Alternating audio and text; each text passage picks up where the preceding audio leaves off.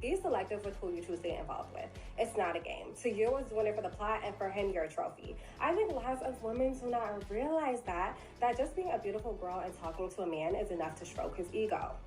You want to be very careful with which man's ego you are stroking. Je m'appelle Ivy Baby.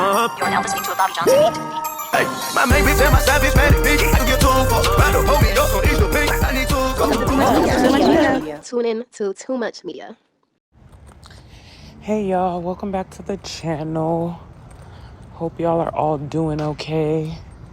Make sure you're doing all the YouTube things. Like, comment, subscribe. You know, the stuff that shows YouTube that this channel is active. Okay, let's get into the video. I'm literally like half asleep and walking right now because I'm so tired, but I just need to walk for like 15 more minutes. So I'm like literally, I don't know if you guys, it's like lucid sleep walking. It's like your eyes are closed because you don't need to look in front of you to walk as long as the path is clear. And then you're just walking like mindlessly, but like you're on your head, like from your neck up, you're dead asleep. Like, oh my God, I'm so tired. But while I was half asleep walking, I thought of this idea, or not idea. This is obviously something that's been on my mind for a while, but like something was pulling me to discuss it.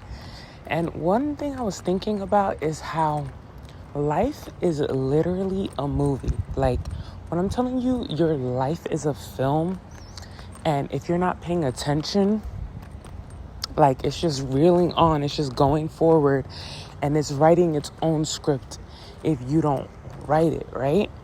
But obviously, you know, when I was younger, I used to say, like, oh, I want to be an actress, you know? Looking up to the greats, you know?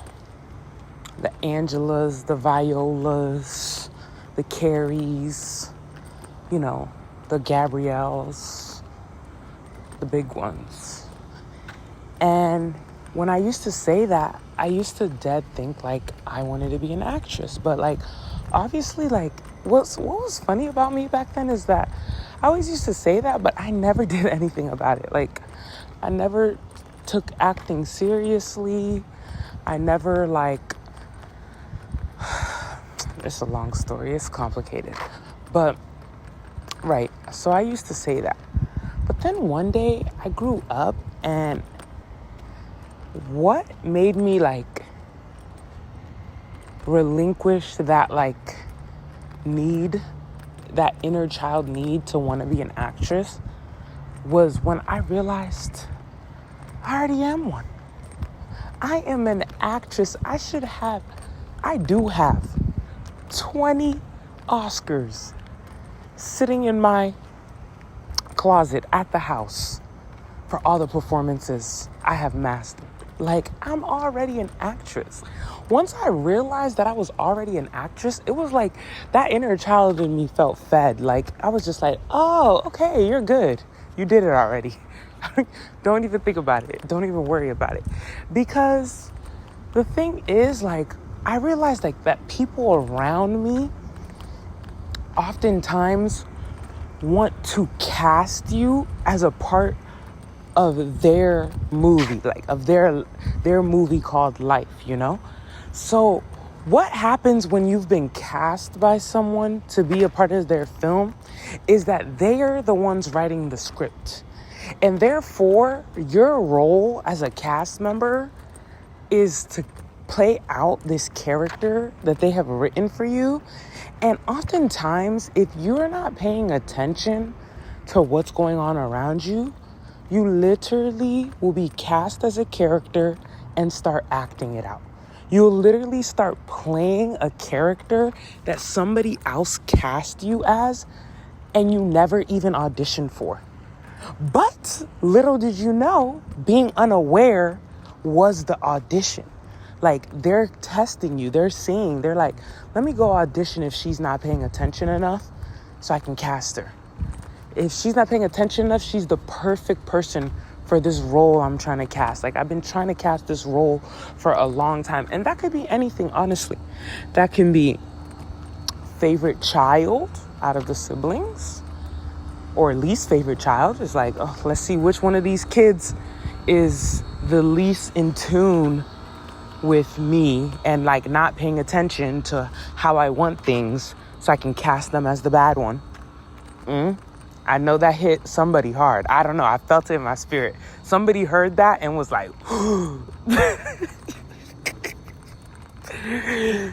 and, or let me, I'm bored and all my other friends cut me off. I need somebody who's unaware how ain't shit I am, so I can cast them as my new friend, aka next victim.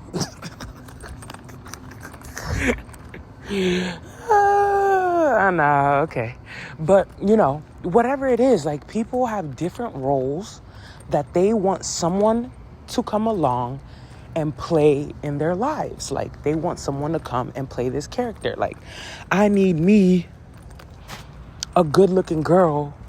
Like, this happens if you're a girl all the time. Like, I just need a good-looking girl to be around. Sometimes they don't even want you to do anything. They just want you to be good-looking and a female and just be around. Like, don't do nothing. Don't say nothing. Just stand there. And if you're not paying attention because you don't have a personality or a mind, then they audition you like, does she have a personality? Does she have a mind? Ooh, too much mind. Nope. You are not cast for this role. On to the next you go. Or, ooh, I can tell she a little slow. She a little green. She not getting it. You have been cast as the all-new person to come stand here with a face and a chromosome and be other people's view of me, like how they see me and stuff that I bring around pretty women all the time, And it's just like, once I started realizing that that's like the biggest way life goes, is that most people are auditioning constantly, or most people have you on their casting couch constantly, and they're trying to audition you to see if you're the perfect role to fit as this cast in their life. I started to look back at all my roles that I had been cast for and didn't know I auditioned for. I was like, oh my God. So I was this role here. I had that role. That was an outstanding performance right there. Outstanding performance. Got a major lead in the cast. Yes. Oh, ooh, that one right there, movie of the year. Ooh, this one right here. Like, I just started going back through all the roles I had played. And I was like, oh my God, I am a top tier actress. Like, I really just sat around here on casting couch after casting couch, blindly being cast. And that made me think too, like, damn, I'm really ready for this. Like, I don't need no acting classes. I don't need, any extra whatevers. I'm ready. Clearly, these people who casted me thought so. And I've been cast in many, many, many of films. And, like, this is just to show you that, like, the depth of how, like, us as creatives are literally incapable of creating anything new, for real. We call ourselves creatives, but I feel as though what the job is not even to actually genuinely create. It's to recreate, Prince had a really good bar about that. He was like, we're supposed to recreate, like recreation as in recreation. Like, you're just supposed to chill, for real. And that's the perfect way to describe it, because it's like recreation, right? Don't those words sound similar? There's a reason why, I promise. And it's like, okay, those are the two words. If we're supposed to recreate, and you're paying attention to all the things that we've so-called created, and you notice that, oh, those are all been recreated, you notice that we're just artistically like showing what's already happening, right? So even having a movie, you can slap the word documentary on a movie and boom, all of a sudden it's the real life, you know? You can just show everyone what's happening behind the cameras as the movie goes on and you're forcing them to follow the script and everything. And then all of a sudden it's real life. Like when you really look at the differences between movies and real life or acting and being yourself, what's really the difference? Like, I feel like the line is so thin between like acting and so-called being yourself, because even being yourself is an acting and an my words are turning into scramble in my mouth. Even like being yourself is like you reenacting what you feel as though a proper self should be, right? So in your head, you have an image of what should a self do? You know, a self should be honest, or maybe you're opposite than that. Selves are allowed to lie. Ooh, a self should be fit. You know, I have to make sure self is very into fitness. Oh, a self should, be extremely good at science and math. A self should go to school. A self should listen to whatever everyone else says and do exactly what they say to do. You know? So you have all these like biases in your head of like what a self should do. And then you reenact that and then you call that you being yourself. Yourself is just a list of stuff that you believe someone who is self should do. And so you do it. And then you call it yourself because it's your list of how people should behave. But even that, you're acting as what you believe that list should have. So it's like, it's always an act, regardless. Like acting is very,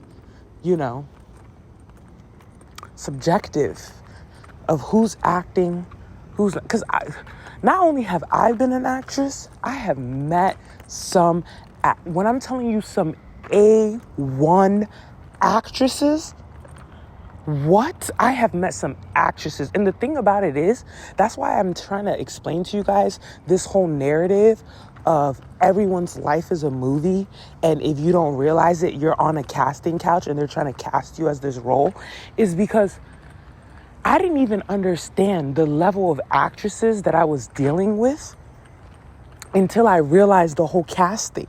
And I was like, oh my God, they're casting me. They're trying to put me in this role. They're trying to da-da-da-da-da-da, And then I'm like, oh my God, this person is an actress. They've been behaving this way all this time purposely in order to ensure where my character goes next in order to write their script. Like they have a script going on. Like they didn't give it to me though, My role in the film is improvised and theirs has a script. They're acting out their script and they're ensuring within their script that my character that they cast me as leads down this path in order for the film to go their way. And I'm like, oh my God, like what in the world? And then I started to also think about, okay, so if life is a movie and people are auditioning you and you're gonna get cast and you are, and some people around you, if you're not paying attention, they're actresses. How do you not get cast in a film you don't want to be in, And once I realized all this, I was like, oh my God, I need to be very careful of whose film I'm a part of, you know? I need to be very careful of not accidentally winning an award for a role I never auditioned for, you know? And that's when I kind of like realized like the only way to get around this and to like ensure yourself not to be in a movie you don't want to be in, you have to leave set. When I'm telling you, when you see the set doors, run out the bitches. Leave the set. You cannot be on set. You can't be on set at all. The minute you make it onto set, you already have been casted. Your role is already in place. So the minute you step on set, you've already lost the game of not playing that character. You don't get to just be another character. That's not how set works. Or else it's going to be you and someone else who's playing the same character as you. And that's going to be a very confusing movie. It's going to cause a lot of chaos. You know, very unwatchable movie. So once I realized that, I was like, okay, so the only is like I have to curate my movie at the same time as everyone else is curating theirs and like writing my own script and making sure I'm never on anyone else's set. Because if not, my role is decided before I even realize that I'm on set. You know, and that everyone around me is acting and I'm thinking I'm being myself, so-called, but even that is an act. So if even me trying to do whatever I think comes natural to me is also just an act of me acting as though what I believe me acting as myself should be, why not just act as ever I please? Not saying that is my answer of like, I'm just going to act however I want at all times. I'm just doing what I want. I'm acting. Everything's just a giant act, you know? That's the problem with people. You say one thing to try to like, you know, deconstruct life for them a little bit and make sure and make a deeper meaning to like some of the more simpler things that we take for granted in life. And they take it to extremes. They join cults, you know? They feed into your concept to an extreme degree when life is too dynamic to take one solo path of thought, you know? You have to be multifaceted. You can't just pick one, especially as no dang recreator, you know? But I feel as though, yeah, like, you know, obviously I don't take it to an extreme and just act however I want at all times. But it just gave me a little bit more freedom as far as like, okay, well, you just because you feel as though yourself would act like this, if everyone is on set right now, you don't need, your role might not be self right now though. You're trying to act as self, but pay attention to the other characters around you and the script you're writing. Maybe your role isn't self at this very moment, you know? That doesn't mean self doesn't exist in a different script, you know? When you're on a different set, you know, you're on lot B right now. On lot C, you can be self. On lot B, you gotta be this. On lot A, you gotta be that. On lot D, you gotta be, you know? Each lot you're in a different show. You might be in a show versus a movie, too. You might be in a documentary versus a action. You might be, you see, so each lot has a different film or movie, a different genre, a different pace, a different script. And you gotta be very, very careful of understanding which one you're on. And for one, understanding which one everyone else around you is on versus the one you are deciding to be on too, you know? Like, it's a very fine line you have to play, but it's just like realizing this very much so, I believe, relinquishes a big part of freedom in you in order for you to like feel more liberated and at peace with what is happening and where things are gonna go. Because as someone with a really good foresight, I can oftentimes tell how things are gonna play out and what's gonna happen. But it's like, just because I can oftentimes tell how things are gonna play out and what's gonna happen doesn't mean I always like act on it as soon as I should, you know? Doesn't mean I always realize that the other people around me are just as understanding of that and are playing into it. Or do you see all these things? It's like, where it's like, okay, like I peeped this, but it's like, okay, but what are you gonna do about it? I guess I'm gonna follow the script. Like, it's right here. They playing it out. They already wrote it for me. Why not? But it's like, no, take action. Rewrite the script right now. Head to the writer's room. You run off set, head to the writer's room, rewrite the script, and then come back. Because when you peep, that's when it's time to start writing, you know? Write right then and there. Don't allow these narratives and scripts and roles to be cast upon you, you know? Like, you need to decide what movies you're auditioning for. You don't, like, what's worse for an acting career, or like for an actor or actress, like a professional one in real life, so-called real life, than like always having to be like led by whatever role falls in their lap. The dream of an actor or an actress in a professional sense is to always pick their own scripts, is to pick their movies, to pick their shows, to decide which ones they're auditioning for versus not auditioning for. Like, you want to get to that point in the industry where you have that level of leverage, where you can decide which films you're even going to audition for in the first place, let alone what you're going to decide to actually go for, you know? It's like they have to convince you, not vice versa. And like that type of thought pattern, it helps you a lot, because it's like, okay, now it's like same thing. I need to find like, where is my ideal form of, what's my ideal script? What's my ideal, film? What's my ideal movie? What's my ideal so and so forth? Once you have that all laid out, it's very hard to cast you anymore. Now you're no longer ever getting cast. You're only being picked for a role that you do or don't decide that you're taking.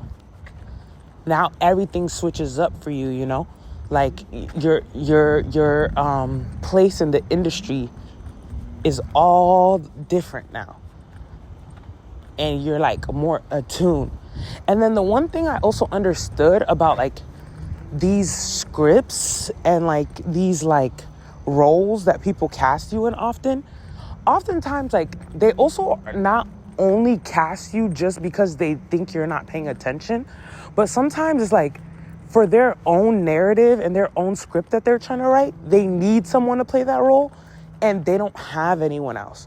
So it's like some people, for example, in order for them to do anything, like to get up, to move, to like, fight for their rights, they need an opposing force. So in their head, they're the protagonist and they need an antagonist. So they're like, okay, I need an antagonist in order to like propel me to like, propel the script, add some climax, add some, because, like, don't you hear the girls always saying, for example, like, do it for the plot, do it for the plot. Like, this stuff is, like, literal real. Like, they're not these, like, there's no, like, jokes that are made that are, like, fake. Like, they're never just completely, like, if something tickles you, if something intrigues you or makes any part of you want to keep reusing it, that means it's hitting a level of accuracy about how the world works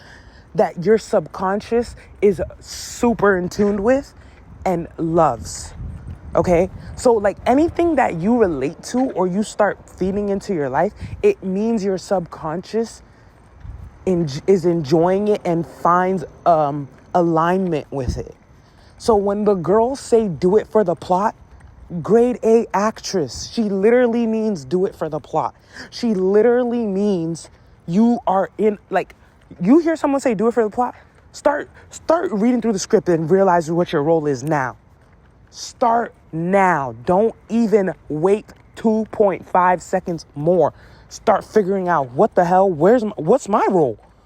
Like, what am I? Am I in the supporting cast? I'm like, you know, it's like High School Musical, bro.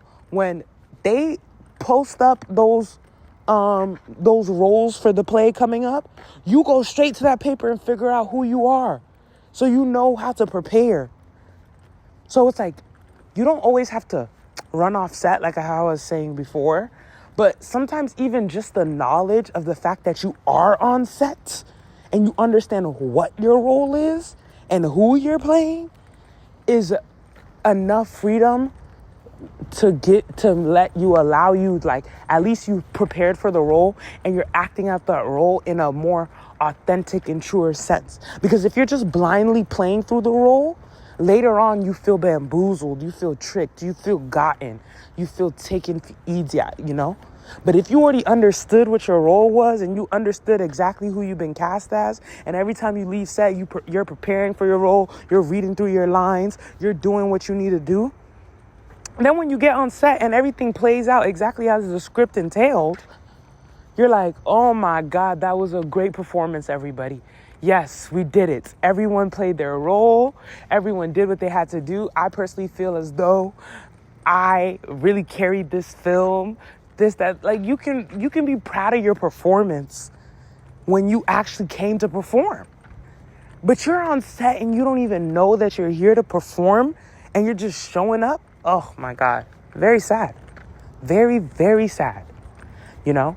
And like I was saying before, because I cut myself off, is like, so sometimes you are also just who's left. It's like, oh yeah, you know, we needed a very specific, you know, actor for this. It's like when they were casting Shaka Zulu, right? And they found that African man who had never acted a day in his life, but he just had the perfect features of when they look back historically of what Shaka Zulu might have looked like. And they were like, oh my God, he's exactly who we need. Phenotypically, height, weight, just everything. He's exactly what we're looking for. He'll be Shaka Zulu. Although he doesn't know how to act, we'll just have to teach him on the spot. In that sense, like, that was a situation where the attributes and characteristics of the role mattered more than the actual ability and talent of the actor. Okay? And that happens oftentimes too in the so-called real world, because I want you guys to understand, like, just how similar these two things are. Like, it really is a thin line of a difference, right? Think of this shit like the Truman Show, for real.